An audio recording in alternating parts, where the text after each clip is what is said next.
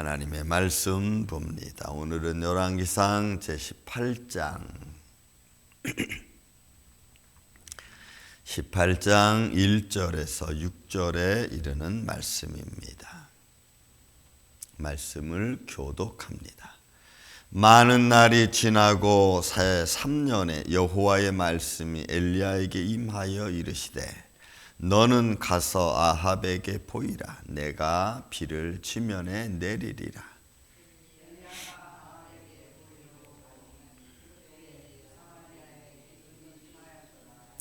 아합이 왕궁 맡은 자 오바댜를 불렀으니 이 오바댜는 여호와를 지극히 경외하는 자라.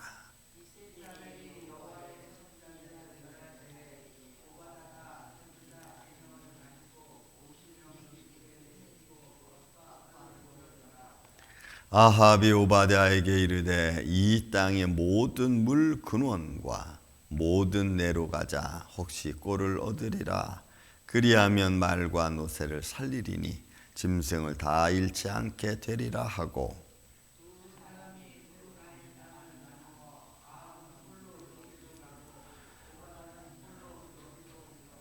아멘.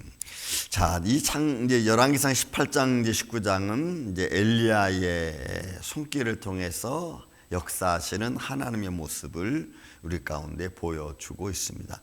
자, 결국은 이스라엘은 아합의 시대, 오므리 왕가의 시대가 시작되었고 백성들에게 있어서는 하나님이 멀리하는 이런 아합의 정책, 우상 숭배, 바알을 섬기는 구상 정책은 좀 더 심도 있게 내려가는 그 과정 속에서 하나님은 엘리야를 사르밧, 시돈과 두로 지방에 있는 사르밧으로 보냈고 아마 거기서 오랜 시간이 지난 것 같습니다. 3년이라는 시간이 지나고 그리고 여호와 하나님이 말씀이 엘리야에게 임했고 그리고 엘리야에게 말씀합니다. 너는 아합에게로 가라.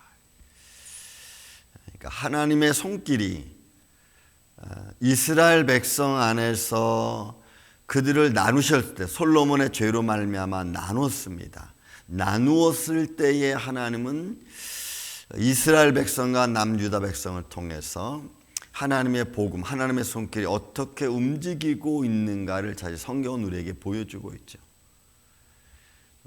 죄악의 하나님을 잃어버린 백성들의 남유다와 북이스라엘 통해서 하나님을 잃어버린 백성들의 삶의 현실 그리고 그들 속에 끊임없이 이루시는 하나님의 어떤 인도하심도 우리는 같이 보아야 됩니다. 왜냐하면 하나님의 어떤 재앙과 어떤 과정 속에 있다 할지라도 그들을 버리지 아니하신다는 하나님의 모습 또한 우리가 봐야 되기 때문에 그렇습니다. 자, 여기서 하나님께서 아합에게 엘리야를 보냅니다. 그리고 내가 비를 지면에 내리겠다. 우리가 야고보서 말씀을 제가 했지만 엘리야가 하나님께 간구한 비 오지 않기를 기도했고 또 비 오기를 기도했고 아마 비 오지 않기를 기도했던 엘리야의 마음을 감동하신 하나님은 하나님의 뜻이 그들 백성들에게 봐라 하나님이 천재지변을 통해서 너희를 먹이지 아니하시면은 너희는 살 수 없다는 것을 아마 가르쳐 주기 위함인 것 같고 또 반대로 그런 일로 말미암아 백성들은 너무 고통 중에 이릅니다. 하나님이 여기서 말씀을 돌이키는 것 중에 하나는 이들이 회개해서 돌이키는 것은 아닌 것 같습니다. 물론 그 중에 엘리야를 찾고 또 하나님께 기도하는 사람도 있었겠죠. 그렇지만 여기서 회개는 지도자들의 방향성입니다. 지도자들이 그 백성을 이끌고 가는 지도자들이 하나님께 돌아오지 않는. 그럼 하나님은 그 백성들의 악함을 지도자들의 악함을 보지만 그러나 반대로 백성들의 연약함도 하나는 보시는 거죠. 그래서 여러분 우리는 영적 지도자들이 너무너무 중요합니다. 지금 이란이 난리가 났죠. 하메네이가 40년 동안 집권하면서 완전히 나라를 그냥 쑥대밭으로 만드는 그리고 백성들을 향해서 발포 명령도 내렸다고 하니까 그러니까 살아계신 하나님을 모르면 여러분 무지할 수밖에 없어요. 무지할 수밖에 없어요. 그리고 자기들이 섬기는 신을 놓고 그렇게 자기들 욕망만 취하고 있잖아요. 그러니까 그 신들은 다 뭐예요? 자기들의 욕망을 취하기 하는 신이죠. 여러분 우상이 그거 아닙니까? 나를 위하여 만들어진 신입니다. 우상은 결국은 자기 욕망을 채우는 거죠. 그러니까 이스라엘 백성들이 결국 하나님을 잃어버린다고 하는 것은, 하나님께 돌아가지 않는다는 것은 자기들의 욕망을 취하는 거예요. 백성들이 이렇게 죽어나가도, 이렇게 고통스러워도 여러분 지도자는 자기 욕망을 버리지 않아. 이게 얼마나 무서운 일인지 우리는 말씀을 통해서 깨닫지 않으면 우리가 깨달을 수가 없어요. 사람들의 삶도 마찬가지입니다. 어떻게 보면 오늘날 우리 예수님 믿는 사람들, 그리스도인들도 마찬가지일지도 몰라요. 얼마나 많은 사람들이 정말 살아계신 하나님 앞에 자기의 삶을 두고 가기보다는 다 자기들의 유익을 취해서 하나님께 나오는 사람들이 얼마나 많은지 몰라요.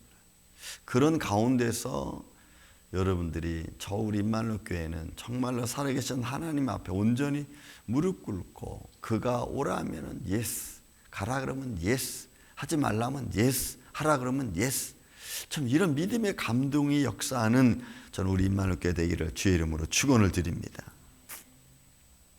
그래서 하나님이 이스라엘 백성들은 힘든데 리더자들은 돌이키지 않아.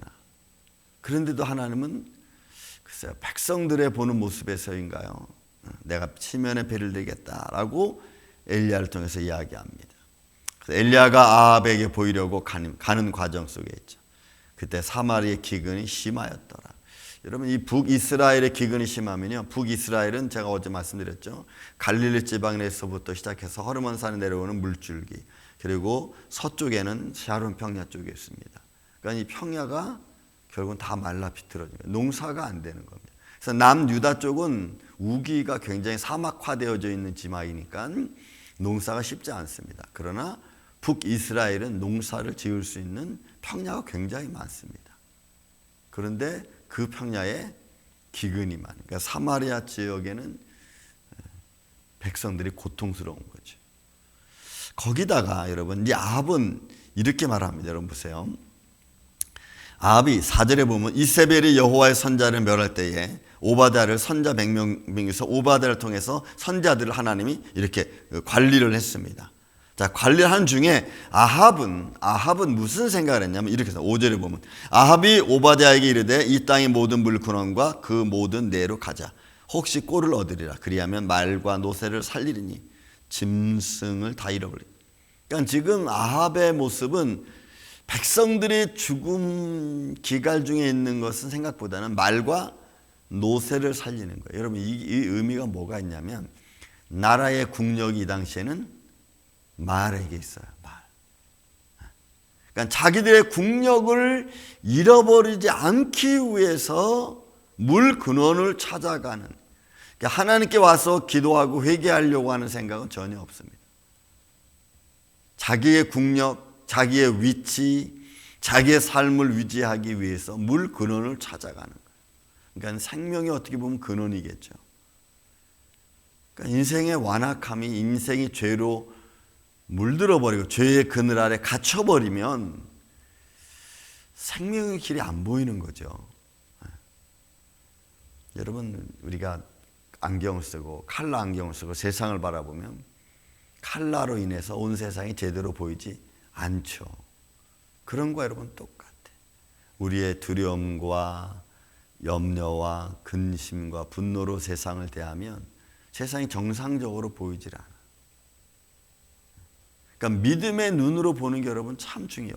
제가 금방 기도했듯이 여러분 보이지 않는 곳에서 나를 지켜주신 하나님의 손길도 있지만 내가 알지 못하고 내가 보지 못하는 곳에서도 어둠의 세력은 어떻게 해서라도 여러분들의 평강을 깨트리고 여러분들의 축복의 근원을 막으려고 하고 수단과 방법을 안 가리고 어둠의 세력은 찾아옵니다.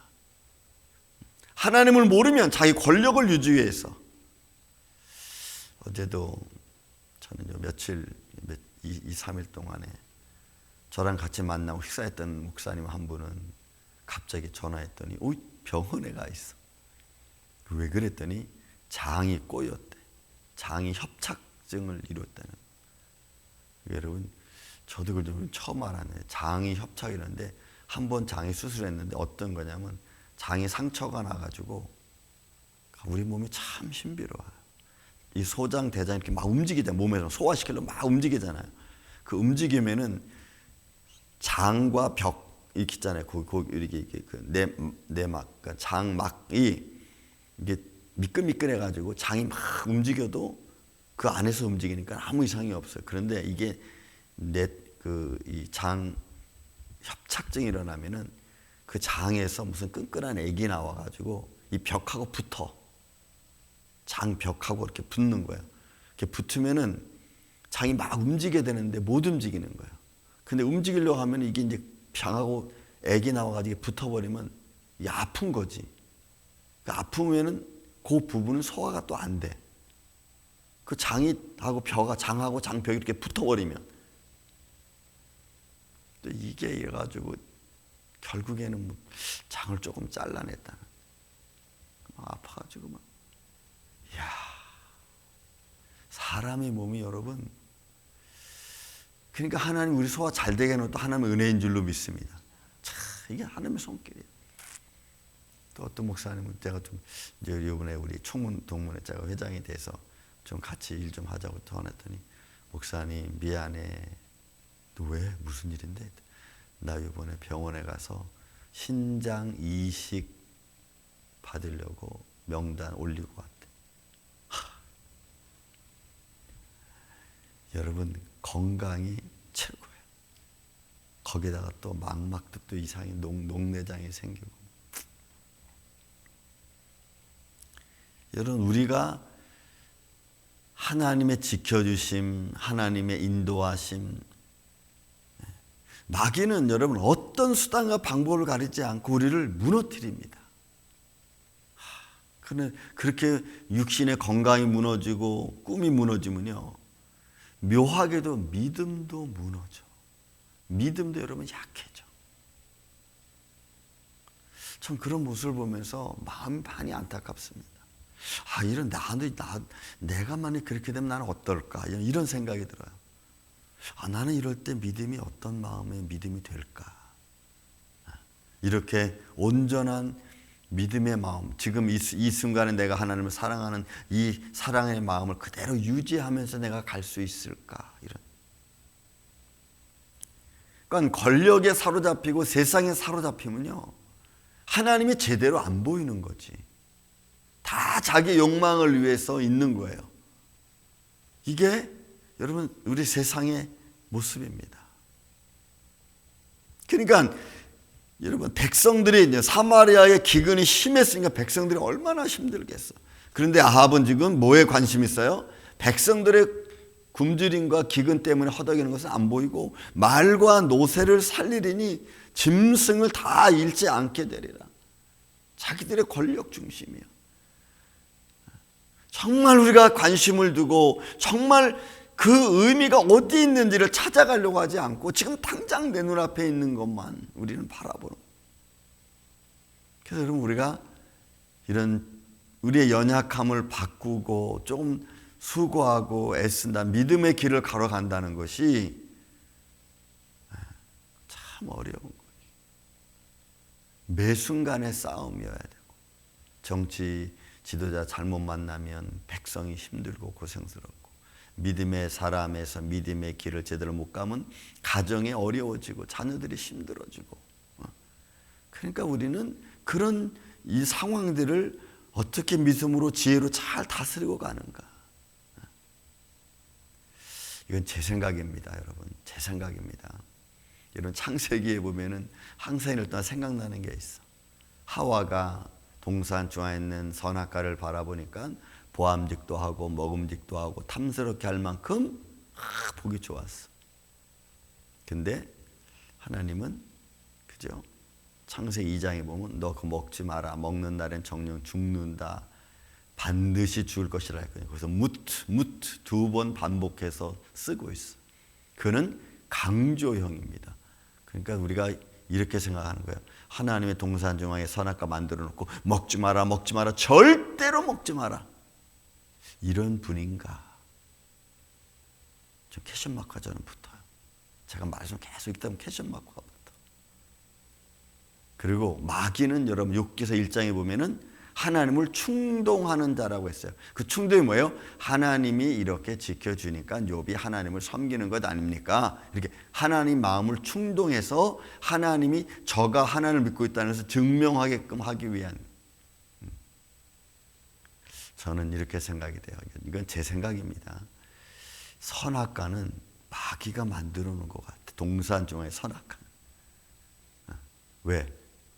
하나님이 만든 자연, 창조물을 무너뜨리기 위해서 충동하는 거죠. 하나님이 지켜준 이 때문에 저들이, 자연 만물이 또 아담과 하와가 하나님을 섬기는 것 아닙니까? 충동하는 거. 그러니까 아담과 하와는 그 말에 눈에 다 보는 것으로 탐욕을 주는 거죠. 마귀가 어떻게 영의 동물이니까, 영적인 인물이니까 보는 것에 탐스러움을 막 주고, 그죠? 마귀는 그렇게 넘어지게 우리한테. 우리 삶이 그래요. 여러분, 보는 것 때문에 우리가 시험 들고 듣는 것 때문에 시험 들잖아. 자기를 지키기 위한 방어적인 수단 하나가 여러분 그런 모습일 수 있다. 그리고 두 사람이 이제는 흩어집니다. 두 사람의 다닐 땅을 나누 아합은 이 길로 가고 아우바다는 저 길로 갑니다. 왜? 이제 하나님께서 엘리야를 보내서 아합을 만나게 하는 과정을 만들어가는 과정이죠.